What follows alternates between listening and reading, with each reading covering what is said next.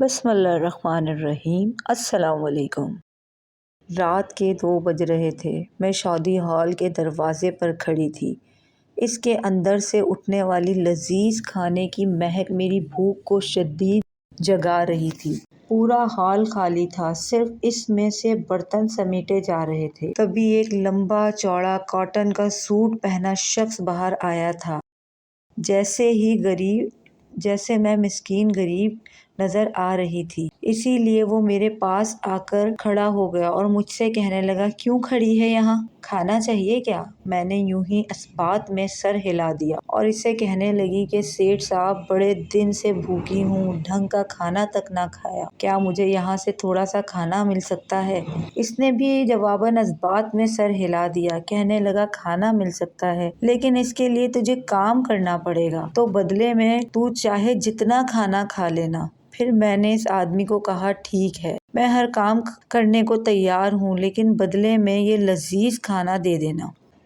پھر سیٹھ نے مجھے اشارہ کیا کہ اندر آ جا، دیکھ پورا ہال کس قدر گندا کچرے سے بھرا پڑا ہے، تو نے پورے ہال کی صفائی کرنی ہے۔ سیٹھ نے جو مجھے کام بتایا وہ اس قدر مشکل بھی نہ تھا۔ میں فوراً ہی تیار ہو گئی اور میں نے صرف آدھے گھنٹے کے اندر اندر پورا ہال چمکا کر رکھ دیا۔ تھوڑی دیر بعد سیٹھ نے جب پورے ہال کو دیکھا تو وہ حیران تھا، پھر کہنے لگا، تو نے تو کمال کر دیا، اتنی جلدی صفائی تو میرے یہ 4 لڑکے مل کر بھی نہیں کر پاتے۔ دیکھو، سامنے بریانی اور قورمے کی ڈش رکھی ہے، ساتھ نان کا پیکٹ بھی پڑا ہے، جا کر کھا لو اور اپنے گھر والوں کے لیے بھی لے کر چلی جانا۔ اور سن، اگر تجھے ایسا کھانا روز کھانا چاہیے تو روز اس ہال کی صفائی کرنے کے لیے آنا ہوگا، بدلے میں تجھے شادیوں کا بچا ہوا لذیذ کھانا دیا کروں گا۔ میں فوراً ہی راضی ہو گئی تھی، میری خوشی کی انتہا نہ تھی۔ اتنا ڈھیر سارا لذیذ کھانا نہ صرف میں نے پیٹ بھر کھایا بلکہ بچا ہوا کھانا میں اماں کے اور چھوٹے بہن بھائیوں کے لیے بھی گھر لے گئی تھی۔ جیسے ہی میں وہ کھانا گھر لے کر آئی تو حرا، احمد اور بسمہ دوڑتے ہوئے آ گئے تھے، شاید انہیں پہلے ہی کھانے کی خوشبو آ گئی تھی۔ اماں بستر پر پڑی تھی، وہ تو بیچاری اٹھ بھی نہ سکتی تھی، بیماری نے انہیں کہیں کا نہ چھوڑا تھا۔ پھر سب سے پہلے میں نے ایک تھالی میں بہن بھائیوں کو کھانا نکال کر دیا، پھر ایک پلیٹ میں اماں کے لیے کھانا لیا اور انہیں کھلانے کے لیے کمرے میں چلی گئی۔ میرا نام حنا ہے۔ میرا تعلق ایسے غریب گھرانے سے تھا جہاں پر 2 ٹائم کا کھانا کھانے کے لیے بھی 2 دن تک انتظار کرنا پڑتا تھا، کیونکہ اکثر ہمارے گھر میں فاقے ہی رہا کرتے تھے۔ ابا فروٹ کا ٹھیلا لگاتے تھے لیکن وہ بہت ہی جلدی فوت ہو چکے تھے۔ مجھ سمیت میرے 4 بہن بھائی تھے۔ اماں جب تک ٹھیک رہی ہم چاروں بہن بھائیوں کو کام کر کر کے پالتی رہی۔ وہ دکان پر جا کر دکانداروں سے چھوٹی موٹی چیزیں خریدتی اور ان کو سڑک کے کنارے کھڑے ہو کر بیچ دیتی، لیکن ایک دن اچانک ہی اماں کے اوپر فالج کا اٹیک ہوا اور وہ بستر سے جا لگی۔ میری عمر اس وقت 15 سال تھی۔ بھلے ہی ہم غریب گھر سے تعلق رکھتے تھے لیکن خوبصورتی ہمیں ہماری ذات کی وجہ سے ملی تھی، کیونکہ ہم ایسے خاندان میں سے تھے جن کا رنگ بہت سفید ہوا کرتا تھا، اور اتفاق سے اماں کی رنگت انتہائی سفید تھی۔ یوں خوبصورتی مجھے اماں کی وجہ سے ملی تھی۔ اب اماں بیمار ہوئی تو میں انہیں دیکھ کر گھبرا گئی۔ مجھ سے چھوٹے بہن بھائیوں کی عمریں تو انتہائی کم تھیں، گھر چلانے کے لیے کسی کو تو کام کرنا تھا، اسی لیے مجھے بھی سڑک پر کھڑی ہو کر کبھی گجرے وغیرہ بیچنے پڑے تو کبھی غبارے وغیرہ بیچنے پڑے۔ چند 100 روپے میرے ہاتھ لگتے، انہی سے گھر میں کھانا پک جاتا تھا۔ جب میں باہر سڑک پر نکلی تو لوگ بڑے غور غور سے میری شکل دیکھا کرتے تھے۔ جب یہ بات میں نے اپنی اماں کو بتائی تو اماں مجھے کہنے لگیں کہ تو اپنے ہاتھوں اور چہرے پر کالک مل کے جایا کر، کہیں کوئی تجھے ایسا ویسا نقصان نہ پہنچا دے۔ یوں اماں کے کہنے پر میں اپنے چہرے پر ڈھیر ساری کالک مل کر نکلتی تھی۔ اس طرح میں لوگوں کی نظروں میں ایک بدصورت لڑکی بن جایا کرتی تھی۔ میں نے اسکول کی شکل بھی نہ دیکھی تھی، کیونکہ پیٹ بھر کے کھانا مل جاتا وہی بہت بڑی بات تھی، لیکن میرے دل میں خواہش تھی کہ کاش میں اپنے چھوٹے بہن بھائیوں کو اسکول پڑھا سکتی۔ لیکن اگر میں کہیں کام بھی کرتی تو اس ہنر سے بھی تعلیم کی ضرورت ہوتی تھی، لیکن میرے پاس نہ ہی ہنر تھا اور نہ ہی تعلیم۔ جیسے گھر کے حالات چل رہے تھے ویسے ہی چلتے رہے۔ اس شادی ہال کے سیٹ نے مجھے نوکری پر رکھ لیا تھا۔ اتنا ہی بڑا خوبصورت ہال تھا، روزانہ ہی وہاں پر شادیاں ہوتے دیکھتی اور حسرت سے سوچتی کہ ایک نہ ایک دن تو میں بھی ایسے ہی دلہن بنوں گی اور مجھے بھی کوئی نہ کوئی بےحکنے آ ہی ضرور جائے گا۔ میرا کام چونکہ شادی کے ہال کی صفائی کرنا تھا، کچرا صفائی اٹھانا تھا، مجھے اکثر رات گئے کام پر جانا پڑتا تھا، لیکن میں خوش تھی کیونکہ چلو اچھا ہے کہ گھر میں کھانے کے لیے کچھ آ جاتا ہے اور چند پیسے بھی آ جاتے ہیں۔ مصیبت تو ختم ہو گئی۔ اب سیٹ نے مجھے ماہانہ تنخواہ دینے کا بھی وعدہ کر رکھا تھا۔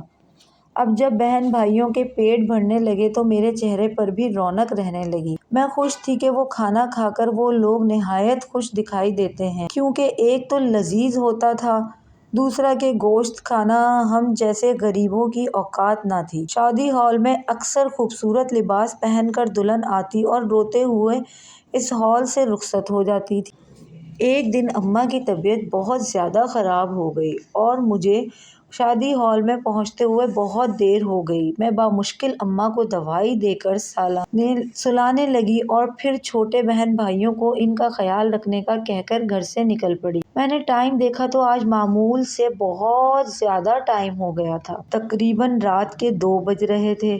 جیسے ہی میں ہال میں پہنچی تو یہ دیکھ کر میں حیران رہ گئی کہ ابھی تک ہال میں شادی چل رہی تھی اور ایسا لگتا تھا 12 بجے کے بعد شادی شروع ہوئی ہے، کیونکہ ابھی بارات تک نہ آئی تھی۔ میں بھی وہیں ایک کونے میں دبک کر بیٹھ گئی۔ میرا حلیہ بھی یہ ظاہر کر رہا تھا کہ میرا تعلق انتہائی غریب گھرانے سے ہے۔ یہ شرمندگی کے مارے میں ایک کونے میں جہاں پر دلہن وغیرہ بیٹھتی ہیں اس کمرے کے دروازے کے پیچھے جا کے چھپ گئی۔ اور پھر میں ڈر بھی رہی تھی کہ ابھی دلہن آئے گی اور وہ لوگ مجھے اس کمرے سے نکال باہر کریں گے۔ ابھی میں وہیں بیٹھی مہمانوں کی آوازیں سن رہی تھی کہ اچانک خوبصورت سالہ لال جوڑا پہنے دلہن اندر آئی تھی۔ وہ اکیلی ہی تھی اور نہایت گھبرائی ہوئی محسوس ہو رہی تھی۔ وہ بار بار اپنے ماتھے سے پسینہ پوچھ رہی تھی اور جھانک کر دروازے کی طرف دیکھتی رہی تھی۔ اب وہ جس دروازے سے جھانک رہی تھی میں اس دروازے کے پیچھے ہی بیٹھی ہوئی تھی۔ اچانک میں اسے نظر آئی تھی۔ اس کی نظر اپنے اوپر محسوس کر کے میں بھی فوراً کھڑی ہو گئی اور اس سے کہنے لگی کہ میڈم جی معاف کر دیں، میں تو بس غلطی سے ادھر آ گئی تھی تو اسی لیے یہاں پر چھپ گئی تھی۔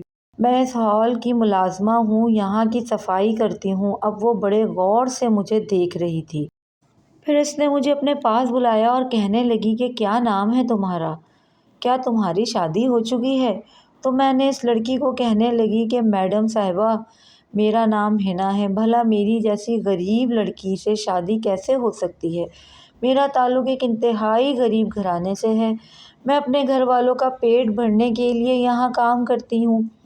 تبھی مجھے ایسا لگا کہ اس کی آنکھیں اور چہرے پر چمک آ گئی۔ وہ میرے پاس آئی اور آ کر کہنے لگی میرا نام بھی حنا ہے، اگر تم ابھی اور اسی وقت شادی کرنا چاہتی ہو تو میں تمہاری یہ خواہش پوری کر سکتی ہوں۔ دیکھو آج میری شادی ہے اور میں یہ شادی ہرگز نہیں کرنا چاہتی ہوں۔ یہ لوگ میری شادی زبردستی کروا رہے ہیں۔ یہ لو، یہ انتہائی قیمتی زیورات ہیں، جلدی سے تم انہیں پہن لو اور میری شادی کا جوڑا پہن کر یہاں بیٹھ جانا۔ تم یہاں گھونگھٹ نکال کر بیٹھو گی تو کسی کو پتہ نہ چلے گا کہ دلہن کون ہے اور میں اس شادی ہال سے چھپ کر نکل کر چلی جاؤں گی۔ اس میڈم کی بات سن کر تو میں حیران رہ گئی، بھلا وہ ایسے کیسے کسی کی جگہ پر دلہن کو بٹھا سکتی تھی، اور اگر کوئی مجھے دیکھ لیتا تو شاید جان سے ہی مار دیتا۔ میں اسے انکار کرنا چاہتی تھی لیکن اب وہ میرے ساتھ زبردستی پر اتر آئی تھی۔ اس نے زبردستی مجھے گہنوں سے سجا دیا اور دلہن کا لباس میرے جسم پر پہنا دیا اور اس لڑکی نے میرے میلے کپڑے خود پہن لیے۔ اب میں گھونگھٹ نکالے یوں دلہن کے لباس میں اس لڑکی کی جگہ پر بیٹھ گئی تھی اور وہ چپکے سے اس ہال سے نکل گئی تھی۔ حقیقت تو یہ تھی کہ میرے دل میں بھی کہیں نہ کہیں دلہن بننے کی خواہش تھی، اپنی اسی دبی ہوئی خواہش کی وجہ سے آج میں اس لڑکی کی جگہ دلہن بن کر بیٹھی تھی۔ تبھی دو عورتیں اندر آئیں اور انہوں نے مجھے اٹھایا اور کہنے لگیں، چلو حنا، سب تمہارا انتظار کر رہے ہیں۔ اب میں دھڑکتے دل کے ساتھ ان عورتوں کے ساتھ جا رہی تھی۔ میں ان عورتوں سے کہنا چاہتی تھی کہ جس حنا کی شادی آج ہو رہی تھی وہ اپنی جگہ سے دلہن بنا کر مجھے چلی گئی ہے۔ میرے منہ سے ایک لفظ بھی نہ نکلا اور میں چپ چاپ ان کے ساتھ چلی گئی۔ مولانا صاحب نکاح پڑھا رہے تھے اور میں دیکھی دبی بیٹھی تھی۔ تھوڑی دیر بعد جب مجھ سے پوچھا گیا تو میں نے ہاں کر دی۔ یوں میں ایک انجان شخص کے ساتھ شادی کے بندھن میں بندھ چکی تھی۔ میرا بڑا سا گھونگھٹ نکلا ہوا تھا۔ تبھی کسی عورت نے آ کر میرے کان کے پاس سرگوشی کی کہ چلو کھڑی ہو جاؤ، رخصتی کا ٹائم ہو گیا ہے۔ اب میں اپنے انجان دولہا کے ساتھ رخصت ہو رہی تھی۔ اچانک ہی میرے ذہن میں یہ خیال آیا کہ اماں، چھوٹے بہن بھائیوں کا کیا ہوگا؟ اگر میں اس دولہے کے ساتھ رخصت ہو گئی تو کبھی بھی اپنے گھر واپس نہ جا سکوں گی، اور جب ان کے اوپر یہ حقیقت کھلے گی کہ میں ان کی دلہن بدل چکی ہے تو نہ جانے یہ میرے ساتھ کیا سلوک کریں گے۔ یہی سوچ کر میں گھبرا گئی اور میں نے اپنے چہرے سے گھونگھٹ الٹ دیا، لیکن بجائے کہ وہ حیران ہوتے، میں ان سب کو دیکھ کر گہرے سناٹے میں چلی گئی تھی۔ کیونکہ اس شادی ہال میں موجود وہ انسان نہیں تھے بلکہ کوئی اور ہی مخلوق لگ رہی تھی۔ عجیب و غریب سے پہناوے اور ہیبت ناک کالی شکلوں والے انسان نہیں بلکہ کوئی جنات لگ رہے تھے۔ مردوں کے ہاتھوں میں بڑی بڑی تلواریں تھیں اور عورتوں کے ہاتھوں میں دیے روشن تھے۔ اب وہ مجھے عجیب دیکھ کر آپس میں چیمہ گوئیاں کرنے لگے۔ پھر ایک خوفناک شکل والی عورت میرے پاس آئی اور مجھ سے کہنے لگی کہ اے آدم زادی، تو یہاں کیسے؟ تو ایک بدصورت لڑکی معلوم ہوتی ہے، ہماری دلہن تو بہت خوبصورت تھی۔ میں ان کے منہ سے یہ عجیب سی بات سن کر گھبرا گئی۔ میری نظر اپنے برابر کھڑے اس دولہا پر پڑی جو مجھے بڑی قہر بھری نظروں سے دیکھ رہا تھا۔ اس کی آنکھوں میں میرے لیے شدید نفرت اور غصہ تھا۔ میں انہیں اٹک اٹک کر کہنے لگی کہ وہ لڑکی ان سے شادی پر راضی نہیں تھی، اس لیے اس نے زبردستی مجھے اپنی جگہ پر بٹھا دیا۔ پھر دولہا طیش میں آیا اور غصے سے چلانے لگا کہ اتنی بدصورت لڑکی، وہ بھی میری بیوی! مجھے ہرگز یہ منظور نہیں۔ وہ اس سے جیسے اس کے آگ سے منہ کے شعلے نکلے تھے۔ سب لوگ اس کے پاس آئے اور اس سے کہنے لگے کہ اب تمہارے نکاح ہو چکا ہے تو اس لیے تم اس شادی کو توڑ نہیں سکتے ہو، اب یہی تمہاری بیوی ہے۔ اب اس عجیب سے دولہا نے میرے بازو زور سے پکڑے اور مجھے دھتکار دیا۔ تمہیں اتنا شوق تھا شادی کا تو یہ حقیقت جان لو کہ ہم انسان نہیں بلکہ جن ذات ہیں۔ اب تو یہ مجھ سے شادی کر کے ایک جن ذات کی بیوی بن چکی ہو۔ میں آنکھیں پھاڑے حیرت سے اس جن ذات کو دیکھ رہی تھی۔ تبھی میں نے اپنے گلے سے وہ سارے زیور نوچ کر اتارے اور دوپٹہ بھی اتار کر ان کے قدموں میں پھینک دیا اور ان سب سے کہنے لگی کہ خدا کے لیے مجھے معاف کر دیں، میں ہرگز شادی کو نہیں مانتی ہوں کیونکہ میں ایک انسان ہوں۔ اس لڑکی نے مجھے زیور زبردستی دلہن بنا کر اس نکاح کے لیے راضی کیا تھا۔ اب میں پاگلوں کی طرح اس شادی ہال سے بھاگتی ہوئی نکلی تھی اور بنا دوپٹے کے سڑک پر بھاگتی جا رہی تھی۔ سارے لوگ جو سڑک پر موجود تھے حیرت سے مجھے دیکھ رہے تھے کہ دلہن کے لباس میں ملبوس یہ لڑکی کیوں ایسے بھاگ رہی ہے۔ بھاگتے بھاگتے میرے پاؤں دکھ گئے تھے اور جیسے ہی میں گھر گئی تو ایک اور قیامت منتظر تھی میرے تینوں چھوٹے بہن بھائی رو رہے تھے اور وہ اماں کے پاس بیٹھے تھے۔ میں نے دھڑکتے دل کے ساتھ اماں کو دیکھا تو میرے جسم سے جیسے جان نکل گئی کیونکہ اماں مر چکی تھی اور یہ صدمہ میرے لیے کسی قیامت سے کم نہ تھا۔ آج مجھ پر دو ظلم ہو چکے تھے، ایک تو میرا نکاح ایک جن ذات کے ساتھ ہو گیا تھا تو دوسری طرف میری جان سے عزیز ہستی اس دنیا سے رخصت ہو گئی تھی۔ مجھے کپڑے بدلنے کا ہوش بھی نہ تھا۔ میں اسی لال رنگ کی قمیض شلوار میں ملبوس اماں کے چارپائی کے پاس بیٹھی روتی رہی۔ پھر اس محلے کے چند لوگ آئے، انہوں نے اماں کے کفن دفن کا بندوبست کر کے انہیں ہمیشہ کے لیے اس دنیا دنیا سے رخصت کر دیا۔ جب اماں رخصت ہو گئیں تو میں نے عورتوں کی سرگوشیاں سن لیں جو میرے بارے میں ایک دوسرے سے کہہ رہی تھی کہ یہ دیکھو کیسے شادی کا جوڑا پہن کر بیٹھی ہے، ایسا لگتا ہے کہ اس کی ماں اس کا نکاح کسی کے ساتھ کر کے مری ہے۔ اچھا ہے چلو اس غریب کے سر پر ہاتھ رکھنے والا کوئی تو ہوگا۔ میں نے ان عورتوں کی سب باتیں سن رہی تھی لیکن چپ چاپ روتی رہی۔ 3 دن تک تو محلے والوں کو آنا جانا رہا، پھر ہم بہن بھائی ہی رہ گئے تھے۔ یہ سب دیکھ کر جھیلنے کے لیے میں اب اس وقت کو یاد کرتی تو رونے بیٹھ جاتی کہ کہیں وہ جنات یہاں نہ آ جائے اور مجھے اپنی دنیا میں لے کر چلا جائے۔ چوتھے دن میں پھر کچن میں جا کر دیکھا تو کھانے کے لیے کچھ بھی نہ تھا۔ بہن بھائی بھی حسرت سے میری شکل دیکھ رہے تھے اور ننھے احمد کو تو بھوک بھی بہت زیادہ لگتی تھی۔ شام کا وقت ہونے والا تھا۔ پھر میں نے انہیں تسلی دی کہ میں ابھی کھانا لے کر آتی ہوں، اور یہ کہہ کر اپنی بڑی سی کالی چادر اوڑھ کر گھر سے نکل آئی۔ میرے قدم نہ جانے کیوں خود بخود اسی شادی ہال کی طرف اٹھ رہے تھے۔ پھر یہ دیکھ کر مجھے مایوسی ہو گئی کہ شادی ہال کے گیٹ پر بڑا سا تالا لگا ہوا تھا۔ میں وہیں کھڑی ہو کر آتے جاتے لوگوں کو دیکھ رہی تھی۔ میری سمجھ میں نہیں آ رہا تھا کہ میں کروں تو کروں کیا۔ مجھے ہر حال میں کھانا لے کر جانا تھا کیونکہ چھوٹے بہن بھائیوں کا مایوس چہرہ میں دیکھ نہ پاتی۔ کہیں کھڑے کھڑے مجھے رات کے 12 بج گئے۔ تبھی اچانک شادی ہال کا مالک آتا ہوا دکھائی دیا۔ وہ وہی سیٹھ تھا جس نے مجھے شادی ہال میں کام پر رکھا تھا۔ پھر اس نے تالا کھولا اور ہال کے اندر داخل ہو گیا۔ اب میں بھی چپکے سے اسی کے پیچھے داخل ہو گئی۔ پھر جیسے ہی میں ہال کے اندر گئی تو میری آنکھوں کے سامنے زمین و آسمان گھوم گئے کیونکہ وہاں شادی کی ایک تقریب چل رہی تھی۔ حیرت مجھے اس بات پر تھی کہ شادی کی آواز تک باہر نہ جا رہی تھی اور میرے سامنے ہال کا مالک نے اسی شادی ہال کا دروازہ کھولا تھا۔ پھر میں چاروں طرف گھوم پھر کر اسی سیٹھ کو ڈھونڈنے لگی۔ ایک جگہ بہت ساری دیگیں رکھی تھی، وہ سیٹھ انہی کے پاس کھڑا تھا۔ پھر میں نے اس کے پاس گئی اور اس سے لجاجت سے کہنے لگی، سیٹھ صاحب میرے چھوٹے بہن بھائی بھوکے ہیں اور مجھے ان کے لیے کھانا چاہیے، کیا آپ تھوڑا سا کھانا دے سکتے ہیں؟ لیکن آج اس سیٹھ کی آنکھیں بدلی ہوئی تھیں۔ اس نے مجھے غصے سے دیکھا اور کہنے لگا، میں اب تمہیں اس ہال میں کام پر نہیں رکھ سکتا ہوں کیونکہ تم نے اس مخلوق کو ناراض کیا ہے جس کی وجہ سے میرا ہال چل رہا ہے۔ میں سمجھ نہیں پا رہی تھی وہ سیٹھ صاحب کیا بول رہے ہیں۔ میں نے ان سے پوچھا کہ آپ کیا کہنا چاہ رہے ہیں، میں نہیں سمجھ رہی۔ پھر وہ مجھے کہنے لگا کہ شاید تم نہیں جانتی کہ کچھ سالوں پہلے تک میرا یہ شادی ہال اس وجہ سے بند ہو گیا تھا کہ اس شادی ہال میں ہونے والی شادی انتہائی بدنصیب ہوتی تھی اور جو لڑکی یہاں دلہن بنتی یا تو مر جاتی یا پھر اس کی طلاق ہو جاتی۔ ایک بار لوگوں کی بھری ہوئی بس اس شادی ہال میں بارات لے کر آئی تھی تو اس بس کا بری طرح ایکسیڈنٹ ہو گیا تھا جس کی وجہ سے کئی لوگ جاں بحق ہو گئے، جان سے ہاتھ دھو بیٹھے۔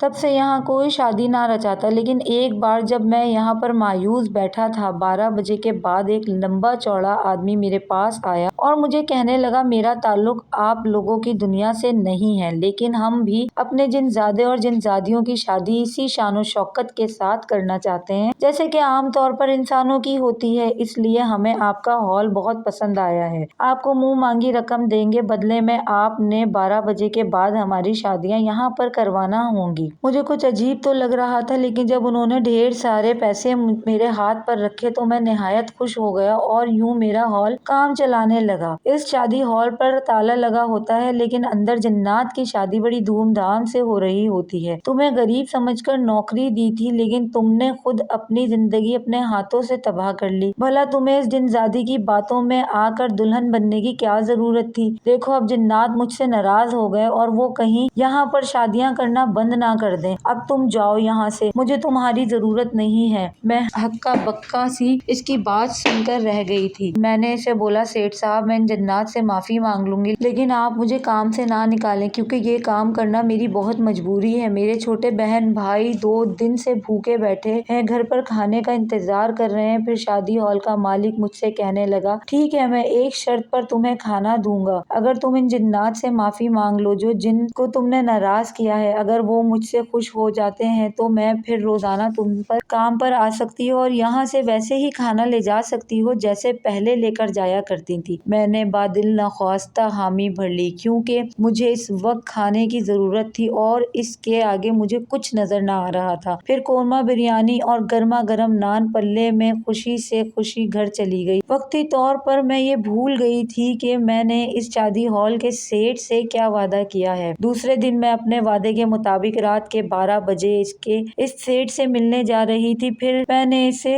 جھجکتے ہوئے کہنے لگی کہ مجھے ان جنات کے بارے میں کچھ معلوم ہو سکتا ہے کہ وہ کہاں رہتے ہیں۔ میرے پوچھنے پر سیٹ کہنے لگا کہ زیادہ تو مجھے ان کے بارے میں کچھ معلوم نہیں ہے، پر اس علاقے کی جو پرانی گلی ہے جس کے سارے مکان خالی ہیں، اکثر علاقے کے لوگوں کا کہنا ہے وہ پوری گلی ان جنات کے قبضے میں ہے۔ اس سیٹ کی بات سن کر تو میں تھرا گئی تھی کیونکہ وہ گلی انتہائی خوفناک اور دہشت کی علامت تھی۔ وہاں تو کوئی رات تو کیا دن میں بھی نہیں جاتا تھا۔ اب میں سوچنے لگی کہ کروں تو کروں کیا؟ جب تک میں ان ناراض جنات کو نہ منا لیتی وہ شادی ہال کا مالک مجھے کسی طور پر بھی نوکری نہ دیتا۔ اب میں بادل نخواستہ اسی گلی کی طرف جا رہی تھی۔ رات کا 1 بجنے والا تھا اور میرے قدم اسی گلی کی طرف اٹھ رہے تھے۔ گلیوں میں آوارہ کتے بھی ارد گرد بھونک رہے تھے۔ جیسے ہی میں اس گلی کے سامنے جا کر کھڑی ہوئی تو ایک کالے رنگ کی خوفناک بلی میرے آگے سے گزر گئی۔ تیزی سے بھاگتی ہوئی اس کالی بلی کو دیکھ کر آوارہ کتا انتہائی تیز بھونکنے لگا تھا۔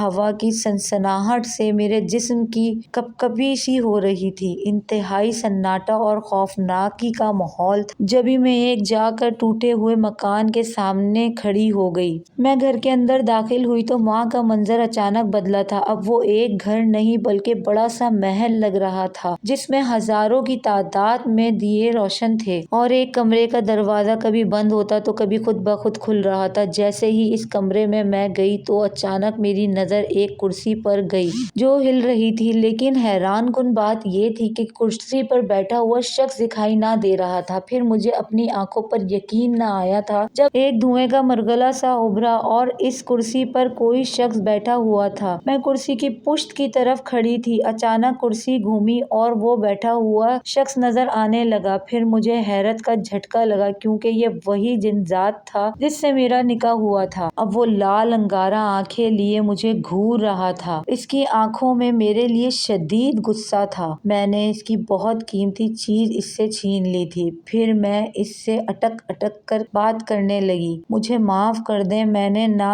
کبھی یہ سوچا تھا اور نہ ہی یہ میں نے جان کے کیا ہے، مجھ سے غلطی ہو گئی۔ کیونکہ وہ جن زادی مجھے دلہن کا لباس زبردستی پہنا کر چلی گئی تھی، اس کا کہنا تھا کہ وہ آپ کو پسند نہیں کرتی، اس لیے شادی کے لیے اسے زبردستی مجبور کیا جا رہا ہے اور وہ مجھے زبردستی بٹھا کر چلی گئی، شادی ہال سے بھاگ نکلی۔ میری یہ بات سن کر وہ انتہائی غصے سے کھڑا ہو گیا اور پھر اتنے زور زور سے چیخنے لگا۔ میں بری طرح ڈر گئی تھی۔ وہ مجھے غصے سے کہہ رہا تھا کہ اس جن زادی نے ہی مجھ سے محبت کا ڈرامہ کیا تھا۔ مجھے نہیں معلوم تھا کہ وہ مجھے یوں دھوکہ دے کر دوسرے قبیلے کی جن ذات کے ساتھ بھاگ جائے گی۔ تمہاری وجہ سے ہی یہ حقیقت مجھ پر بات کھلی ہے۔ اب تم ہی اس جن زادی کو واپس آنے پر مجبور کرو گی اور جو میں عمل تم سے کرنے کے لیے کہوں گا تم اس عمل کو ہر حال میں کرنا ہوگا۔ یہ ایک خطرناک عمل ہوگا، یاد رکھنا، اس عمل سے تمہاری جان بھی جا سکتی ہے، لیکن پھر بھی مجھے اس جن زادی کا کایا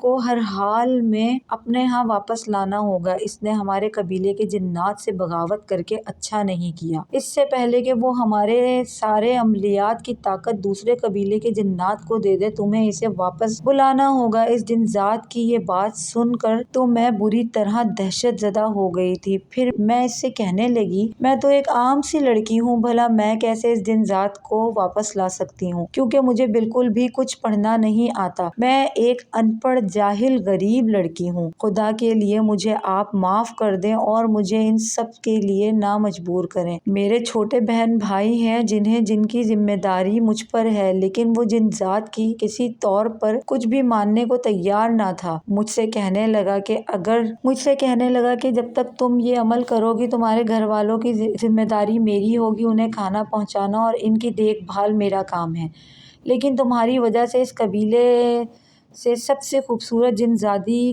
کایا میرے ہاتھ سے نکل گئی۔ اسی لیے تمہیں اب یہ عمل ہر حال میں کرنا ہوگا۔ میں بے بس اور خاموش تھی۔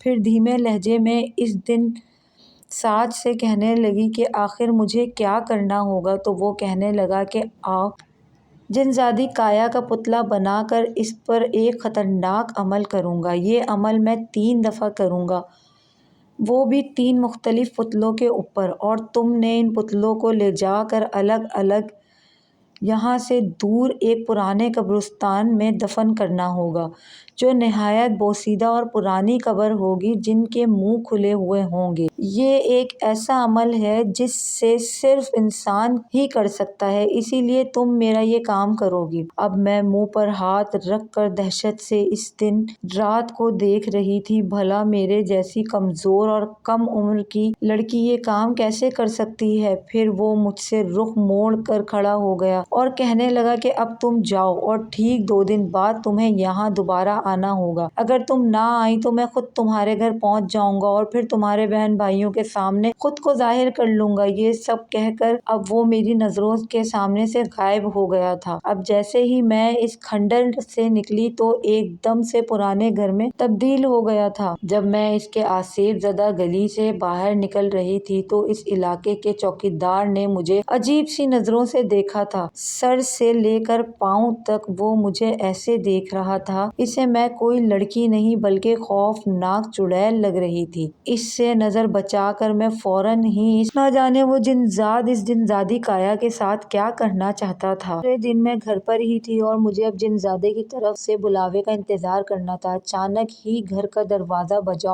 اور جب میں دروازہ کھولنے گئی تو یہ دیکھ کر حیران ہوئی کہ کالی چادر میں ملبوس ایک شخص منہ چھپا کر گیٹ پر کھڑا تھا اور اس کے ہاتھ میں بڑا سا تھال تھا جس میں لذیذ کھانا رکھا ہوا تھا۔ اس نے عجیب سی نظر سے مجھے دیکھا اور تھال میرے ہاتھ میں تھما کر چلا گیا۔ میں سمجھ گئی تھی کہ یہ کھانا کہاں سے آیا ہے۔ میں نے اس کھانے کی طرف نظر اٹھا کر دیکھا بھی نہیں۔ چھوٹے بہن بھائیوں کو دیکھ کر زیادہ سب سے مزے لے کر کھایا۔ اسے کھانا کھا رہے تھے جیسے دوسرے دن میری آدھی رات کو آنکھ کھلی تھی جب مجھے اپنے کانوں میں کسی کی آواز سنائی دی تھی، چلو آؤ میرے پاس، تمہارا وقت ہو گیا ہے میرے لیے عمل کرنے کا۔ اب میں کسی مدہوش انسان کی طرح اٹھی اور گھر سے باہر نکل آئی۔ گھر کی گلی میں حسب معمول سناٹا چھایا ہوا تھا جو مزید دہشت میں اضافہ کر رہا تھا۔ میں چوکیدار کی نظروں سے بچ کر یہاں سے نکلنا اس کی آنکھوں میں بہت چاہتی تھی کیونکہ اس دن جیسے وہ مجھے دیکھ رہا تھا خائف ہو گئی تھی۔ یوں تو ہمارا کتے ہر گلی میں بھونکتے پھرتے تھے پر جو گلی جنات کی تھی وہاں ایک کتا بھی نہ نظر آتا تھا۔ اب میں اسی کھنڈر نما مکان میں پہنچ چکی تھی۔ پھر اچانک ہی میری آنکھ سے منظر بدلا تھا۔ اب وہی کالی سیاہ رات میں ناگ جو ہے زیادہ میرا انتظار کر رہا تھا۔ جب میں ڈرتے کانپتے اس کے سامنے جا کر کھڑی ہوئی تو وہ مجھے کہنے لگا کہ تمہیں شاید معلوم نہیں، آج اماوس کی کالی رات ہے۔ میں یہ عمل کر چکا ہوں، بس تمہیں اب اس پتلے کو لے جا کر پرانے قبرستان کی کسی پرانی قبر میں دفنانا ہوگا۔ یاد رکھنا تم نے کسی قبر کو خراب نہیں کرنا بلکہ جو پہلے سے ہی خراب ہو یا جس کا منہ کھلا ہو تم نے صرف اس میں ہی جا کر یہ ڈال دینا ہے۔ اب میں نے اس کے ہاتھ سے یہ پتلا لے لیا تھا اور اسے اپنے دوپٹے میں چھپا لیا تھا۔ مجھے اپنا آپ بہت برا محسوس ہو رہا تھا کیونکہ میں ہرگز یہ کام نہ کرنا چاہتی تھی لیکن میری بھی مجبوری تھی اور ان کے ساتھ اپنے بہن بھائیوں کو پالنا بھی تھا۔ یہی سوچ کر اب میں دبے پاؤں سے پرانے قبرستان کی طرف جا رہی تھی۔ قبرستان کا منظر میری سوچ سے بھی زیادہ خطرناک تھا کیونکہ وہاں عجیب و غریب سی آوازیں آ رہی تھیں جبکہ گورکن سکون سے سو رہا تھا۔ میں دبے پاؤں چلتے ہوئے قبروں کا جائزہ لے رہی تھی کہ اچانک ہی میری نظر ایک عورت پر پڑی۔ وہ نہ جانے وہاں کیا کر رہی تھی لیکن اس کی حرکتیں بہت مشکوک لگ رہی تھیں۔ میں اس کی نظروں سے بچنے کے لیے جلدی سے ایک پیڑ کے نیچے چھپ گئی۔ جیسے ہی میں اس سے چھپنا چاہتی تھی ایسے ہی وہ چاروں طرف اسے دیکھ رہی تھی، جیسے ہی میں اس سے چھپنا چاہتی تھی ایسے ہی وہ چاروں طرف دیکھ رہی تھی۔ اب جیسے ہی وہ عورت وہاں سے بھاگ نکلی تو میں بھی درخت کے پیچھے سے نکل آئی اور چاروں طرف نظر دوڑا کر دیکھنے لگی مجھے کوئی ایسی جگہ مل جائے جہاں میں اس پتلے کو دفنا سکوں۔ اچانک میری نظر وہاں پر پڑی جہاں وہ عورت بیٹھی تھی۔ مجھے وہاں ایک بڑا سا کھڈا نظر آ رہا تھا۔ نہ جانے وہ عورت وہاں کیا کر گئی تھی، مجھے کچھ نہ سمجھ آیا۔ پھر میں نے سوچا کہ کسی کی قبر میں اس پتلے کو دفنانے سے بہتر ہے کہ میں کوئی کھڈا کھود کر اسے یہیں دفنا دیتی ہوں۔ اب میں نے جلدی سے ایک چھوٹا سا کھڈا کھودا اور اس میں اس کو دفنا کر وہاں سے بھاگنے لگی۔ مجھے ایسا محسوس ہو رہا تھا جیسے میرا کوئی پیچھا کر رہا ہو، ٹانگوں پر بھی کوئی بے حد وزن محسوس ہو رہا تھا۔ بامشکل میں اپنے قدموں کو گھسیٹتے ہوئے گھر لے آئی۔ میرا سانس بہت چڑھ چکا تھا اور میں گھر پر بڑی مشکل سے پہنچی تھی۔ میں کوئی بہت غلط کام کر کے آئی ہوں۔ دوسرے دن میں یوں ہی بستر پر پڑی رہی۔ آج پھر مجھے اسی جنزادے کے پاس جانا تھا۔ سارا دن میں یوں ہی سوچ سوچ کر پریشان ہوتی رہی۔ دوپہر کا وقت تھا، تبھی اچانک گھر کا دروازہ بجنے لگا۔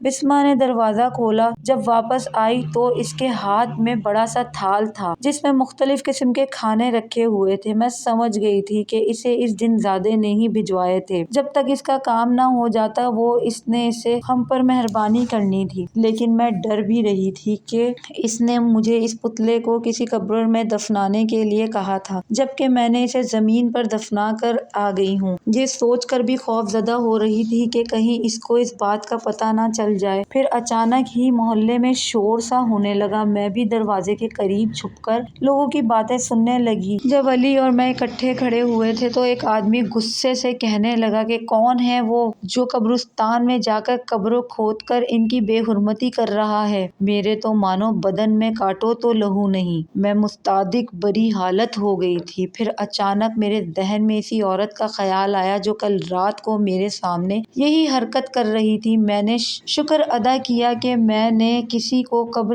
قبر کو نقصان نہ پہنچایا تھا، لیکن زیادہ اندھیرا ہونے کی وجہ سے میں اس عورت کی شکل نہ دیکھ سکی تھی۔ پھر دوسرے دن میں اسی جنزادے کے مکان کی طرف چلی گئی تھی۔ وہ مجھ سے خوش نظر آ رہا تھا اور کہنے لگا بظاہر تم ایک دن آدم ذاتی ہو، لیکن چونکہ ہمارا نکاح ہو چکا ہے تو اس لیے ابھی بھی تم میری بیوی ہو۔ مجھے اس کی یہ بات بہت ناگوار گزری تھی۔ پھر میں نے اس کے ہاتھ سے پتلا لیا اور اپنا رخ اسی قبرستان کی طرف کر لیا۔ مجھے ایسا محسوس ہو رہا تھا جیسے کوئی میرا پیچھا کر رہا ہو، کسی کے قدموں کی آواز ہے میں بآسانی اپنے پیچھے سن سکتی تھی۔ میں بار بار پلٹ کر دیکھتی تو پیچھے کوئی بھی موجود نہ ہوتا۔ اس سے پہلے کہ میں اپنا کام کرتی آج پھر وہی عورت اپنا کام کر رہی تھی۔ آج میں نے اس کی شکل دیکھ لینا چاہتی تھی تاکہ پتہ لگ جا سکے کہ یہ کون ہے اور کیا کام کرتی ہے۔ جتنی دیر تک وہ اس قبر میں موجود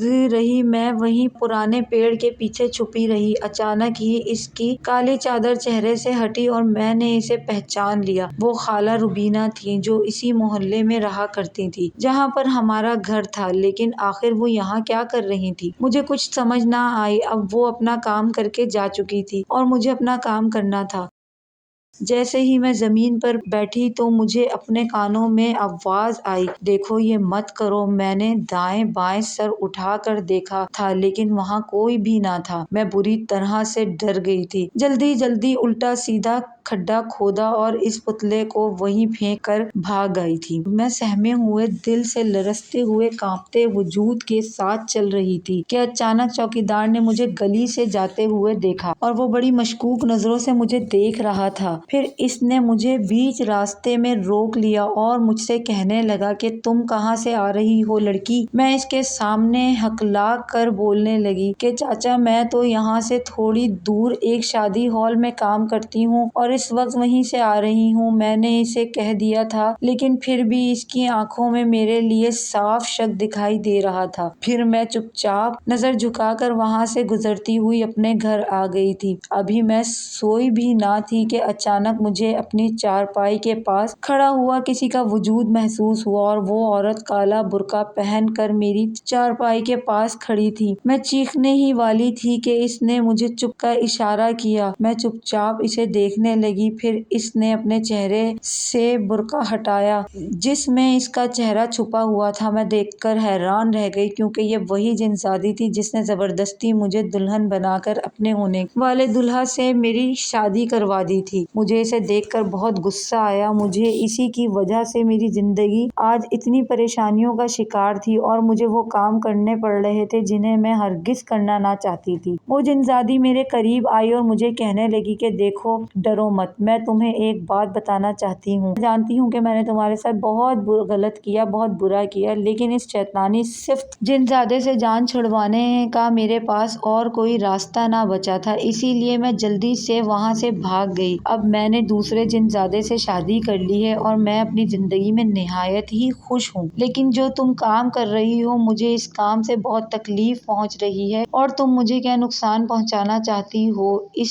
میں تمہارا کوئی فائدہ نہیں ہوگا، الٹا اسی جن ذات کو فائدہ ہوگا اور تم ایسے ہی خالی ہاتھ رہ جاؤ گی۔ پھر میں نے اس جن زادی سے کہنے لگی کہ اگر میں نے یہ کام نہ کیا تو وہ مجھے جان سے مار ڈالے گا۔ تبھی وہ جن زادی کہنے لگی کہ وہ تمہیں ہرگز جان سے نہیں مارے گا، اگر تم یہ کام کرنا بند کر دو گی تو میں تمہارے ساتھ ہر مشکل میں کھڑی رہوں گی۔ اور وہ جن زاد مجھ سے زیادہ طاقتور نہیں ہے، بلکہ میں طاقت رکھتی ہوں اس سے کئی زیادہ۔ وہ تمہارے ذریعے جو بھی کام کروا رہا ہے، اس سے اس کے طاقت میں اضافہ ہوگا اور میرے جسم کی تمام طاقتیں اس کو مل جائیں گی۔ اگر تم اس کو کمزور کرنا چاہتی ہو تو جو پتلے تم نے دفنائے ہیں انہیں جلا کر رکھ دو تاکہ وہ کمزور ہو جائے اور ناپاک ارادوں میں کامیاب نہ ہو سکے، کیونکہ وہ مجھ سے بھی زیادہ کمزور ہے۔ اس لیے میں اسے قبیلے میں لانا چاہتا ہے جو کہ شیطانی جنات سے بھرا ہوا ہے۔ جس قبیلے میں میری شادی ہوئی ہے وہ ایک نیک جن ذات کا قبیلہ ہے اور میں اپنی زندگی میں نہایت ہی خوش ہوں، لیکن ہمارے قبیلے کے جن بہت خون خرابہ کرنے والے اور ہنگامہ خیز فطرت کے مالک ہیں، تو کسی بھی انسان یا جنات کو نقصان پہنچانے سے گریز نہیں کرتے۔ اسی لیے تم آج میرا ساتھ دو اور ان کے ناپاک ارادوں کو ناکام کر دو۔ میرا تم سے وعدہ ہے کہ میں تمہیں کوئی نقصان پہنچانے نہیں دوں گی، بلکہ تمہارے بہن بھائی سمیت تمہارا بھی پورا طریقے سے دھیان رکھوں گی۔ اگر تم نے یہ سب کو کام کرنا بند کر دیا تو میں تمہیں اتنا بڑا انعام دوں گی کہ تمہاری ساری زندگی کے لیے وہ انعام کافی ہوگا اور تمہیں کسی کے آگے ہاتھ پھیلانے کی ضرورت نہ پڑے گی۔ اس جن ذات کی باتیں سن کر نہایت ہی پریشان ہو گئی تھی۔ ایک طرف تو وہ جن زادی تھی جس کے چہرے پر روشنی پھوٹ رہی تھی اور دوسری طرف وہ عیار جن ذات تھا جس کے ارادے مجھے بھی مکروہ محسوس ہو رہے تھے۔ پھر میں نے ہمت پکڑی اور میں نے اسے جن ذات کا ساتھ دینے کا فیصلہ کر لیا۔ وہ میری بات سن کر نہایت خوش ہوئی تھی اور مجھے دعائیں دینے لگی کہ تم بلا شبہ ایک نیک لڑکی ہو۔ کل تیسرا اور آخری دن تھا اور وہ مجھے اس پتلے کو جلا کر خاک میں ملا دینا تھا، لیکن اس بات کا میں جن زادی کو پتہ نہیں لگنا دینا چاہتی تھی۔ وہ یہی سمجھ رہا تھا کہ آج میں اپنے مقصد میں کامیاب ہو جاؤں گا۔ اس نے مجھے اپنے پاس بلایا اور کہنے لگا، آج جب میرا کام ہو جائے تو تم میری طرف سے آزاد ہو۔ اب تم بھلے کہیں بھی کام کاج کر کے اپنا گزارا کر سکتی ہو۔ میں نے اس کی بات سن کر سر ہلایا تھا۔ اب میرا رخ اسی قبرستان کی طرف تھا۔ آج میں اپنا کام کرنے کے لیے تھوڑا جلدی جا رہی تھی کیونکہ مجھے ڈر تھا کہ کہیں ہوئی عورت آج بھی پھر سے مجھے پہلے نامودہ نہ ہو جائے، کیونکہ اس کی وجہ سے مجھے کافی دیر ہو جایا کرتی تھی۔ اب جلدی جلدی میں اس پتلے کو تلاش کر کے انہیں جگہ جمع کیا اور ماچس سے ان کو آگ لگا دی تھی۔ میرے کانوں میں چیخوں کی آوازیں آ رہی تھیں، لیکن میں نے ان چیخوں کو مکمل طور پر نظر انداز کر دیا تھا۔ تھوڑی ہی دیر بعد ایک جانب سے وہی عورت آتی ہوئی دکھائی دی۔ اب وہ بیٹھ کر اپنا کام کر رہی تھی اور میں چپکے سے دوسری طرف سے اسی قبر سے باہر آ گئی تھی۔ جیسے ہی میں گھر پہنچی تو جن زادی میری منتظر تھی۔ وہ مجھ سے بڑی محبت سے دیکھ رہی تھی اور کہنے لگی کہ آخر تم نے میری بات مان کر بہت اچھا فیصلہ کیا۔ اب جیسے ہی صبح کا سورج نکلے گا اس جن ذات کی طاقت میں کوئی فرق نہ پڑے گا، بلکہ وہ مزید لاغر اور کمزور ہو جائے گا۔ تمہیں اب اس کے پاس جانے کی ہرگز ضرورت نہیں ہے۔ یہ لو، یہ مالا میری طرف سے تم اپنے گلے میں پہن لو، یہ تمہارا کوئی بال بھی باںکا نہ کر سکے گی۔ تمہیں اب کسی کی طرف سے کوئی نقصان نہ پہنچے گا کیونکہ تم نے ایک اچھا کام کیا ہے۔ میں کل پھر تمہارے پاس آؤں گی، تمہارا بہت بڑا انعام لے کر جو تم نے میری خاطر یہ کام کیا ہے اسی کا فیصلہ ہوگا۔ اب وہ جن زادی میری نظروں کے سامنے سے غائب ہو گئی تھی۔ دوسری صبح محلے میں ایک بڑا ہنگامہ مچا ہوا تھا۔ لوگوں نے اس عورت کو پکڑا ہوا تھا جو کہ قبرستان میں جا کر نہ جانے کیا کیا کرتی تھی۔ پھر بعد میں پتہ چلا کہ وہ ایک خطرناک عمل کر رہی تھی۔ وہ اپنی بہو کے اوپر کوئی جادو کروا رہی تھی جس کی وجہ سے روزانہ آدھی رات کو قبرستان جایا کرتی تھی۔ لوگ اسے پکڑ کر پولیس کے حوالے کر دینا چاہتے تھے کیونکہ کل رات کو گورکھن نے اسے رنگے ہاتھوں پکڑ لیا تھا۔ اس نے کئی کپڑوں کو بھی نقصان پہنچایا تھا جس کی وجہ سے لوگ شدید اشتعال میں تھے۔ میں شکر ادا کرنے لگی کہ اس جن زادی نے مجھے ان سب معاملات سے بچا لیا تھا کیونکہ اگر مجھے بھی وہاں کوئی دیکھ لیتا تو شاید ایسے ہی لوگ مجھے بے عزت کر رہے ہوتے اور شاید پولیس کے حوالے بھی کر دیتے۔ اب میں تھوڑی بے فکر تھی اور بڑے آرام سے گھر کا کام کاج نمٹا رہی تھی۔ میرے تینوں چھوٹے بہن بھائی گھر میں کھیل رہے تھے۔ اچانک ہی گھر کا دروازہ کھلا اور ایک خوبصورت لڑکی اندر آئی تھی۔ وہ خوبصورت ریشمی لباس میں ملبوس تھی اور اس کے ہاتھ میں ایک چھوٹا سا خوبصورت بیگ تھا۔ پھر وہ اندر آ کر بیٹھ گئی۔ میرے چھوٹے بہن بھائی حیرت سے اسے دیکھ رہے تھے۔ میں بھی حیران تھی کہ آخر یہ لڑکی کون تھی۔ پھر وہ مجھے کہنے لگی، حیران مت ہو، میں حنا ہوں۔ میں وہی جن زادی ہوں جو تمہارے سامنے روپ بدل کر آئی ہوں تاکہ تم مجھے دیکھ کر مجھ سے خوف زدہ نہ ہو جاؤ۔ اب تم پریشان مت ہونا، تم نے میرا کام کیا ہے اس لیے ہر مشکل ہر گھڑی میں تمہارا ساتھ کھڑی رہوں گی اور روپ بدل بدل کر تمہارے سامنے آتی رہوں گی۔ جب بھی تم پریشان ہو تو بس مجھے یاد کر لینا، میں تمہارے سامنے حاضر ہو جاؤں گی۔ میں اس کا شکر ادا کرنے لگی اور کہنے لگی، میں زندگی میں زیادہ کچھ نہیں چاہتی لیکن اپنے بہن بھائیوں کو اچھے طریقے سے پالنا چاہتی ہوں اور انہیں اچھی زندگی دینا چاہتی ہوں۔ پھر وہ مسکرائی اور کہنے لگی کہ تمہیں اس شادی ہال کے سیٹ کے پاس اب کام کرنے کی کوئی ضرورت نہیں ہے کیونکہ میرے پاس تمہارے لیے ایک بڑا انعام ہے جسے پا کر تم اپنی پوری زندگی بدل لو گی۔ پھر اس نے ایک بیگ جو میرے حوالے کیا۔ اس میں اتنی ڈھیر ساری دولت تھی کہ اسے دیکھ کر میں حیران رہ گئی۔ پھر وہ کہنے لگی کہ تمہیں بتانا چاہتی ہوں کہ اس جن زادے کا حال کیا ہوا ہے۔ جیسے ہی تم نے وہ عمل الٹا کر دیا اس کے عمل سے اس کے اثر اور نہایت کمزور ہو گئے اور وہ اپنی طاقت بھی کھو بیٹھا۔ نہ ہی وہ میرے ساتھ برا کرنے کی کوشش کرتا اور نہ ہی اس کا یہ انجام ہوتا۔ اس کی حرکتوں سے باز نہیں آ رہا تھا۔ میں اسے بہت بار سمجھا چکی تھی اسی لیے اس سے جان چھڑوا کر بھاگ گئی تھی۔ اب تم بھی زندگی میں کبھی پریشان مت ہونا، میں تمہارے ساتھ موجود رہوں گی۔ میں نے ہی تمہیں اس چکر میں پھنسایا تھا اور اب میں ہی تمہیں ہر مشکل سے بچاؤں گی۔ پھر وہ مسکرا کر کہتے ہوئے میرے سامنے سے غائب ہو گئی۔ میرا دل آج نہ جانے کیوں اتنا خوش تھا۔ شاید اس کی وجہ یہ بھی تھی کہ میں بھی اب عزت والی زندگی گزار سکوں گی۔ اپنی ماں کے بعد اپنے بہن بھائیوں کی اچھے طریقے سے پرورش کرنا چاہتی تھی۔ میں اس محلے میں ہرگز ظاہر نہ کرنا چاہتی تھی کہ اتنا پیسہ میرے پاس کہاں سے آیا، اسی لیے میں نے بڑے احتیاط سے خرچ کرنا شروع کیا۔ ان تینوں کو اسکول میں داخل کروا دیا اور ایک چھوٹی سی دکان کھول لی تاکہ محلے والے یہ سمجھیں کہ میں اس دکان سے ہی اپنا گھر چلاتی ہوں۔ اگر آپ کو میری کہانیاں پسند آتی ہیں تو پلیز میرے چینل کو لائک، شیئر اینڈ سبسکرائب کر دیا کریں۔ اللہ حافظ۔